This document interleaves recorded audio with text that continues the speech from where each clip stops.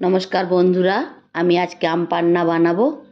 এইভাবে বানিয়ে আপনারা রেখে থাকতে পারেন, যখন শরবত খেতে ইচ্ছে করবে শরবত বানাতে পারবেন। আমটা সেদ্ধ করে ইয়েটা বার করে নিয়েছি। তারপরে পুদিনা পাতা, একটু আদার টুকরো দিয়ে ভালো করে মিহি করে পেস্ট করে নিব।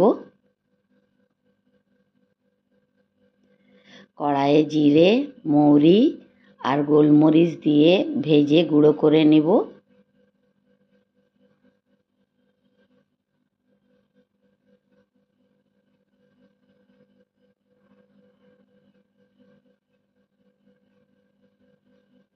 শুকনো ভেজে নিতে হবে।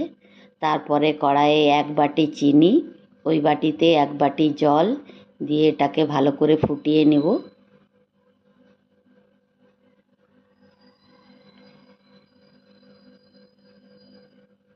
চিনিটা ফুটে গেলে ওর মধ্যে আমটা যে পেস্ট করে রেখেছি ওই পেস্টটা দিয়ে দিব।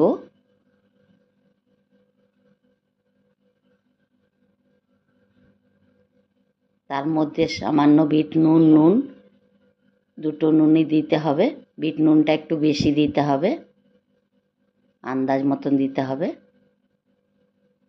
ওর মধ্যে ফুটে গেলে ভাজা জিরে গুঁড়োটা দিয়ে দিতে হবে। এইভাবে ঘন করে ফুটিয়ে জারের মধ্যে ভরে রেখে থাকুন। গরমে দারুণ লাগবে খেতে, যখন ইচ্ছে করবে শরবত বানিয়ে খেতে পারেন।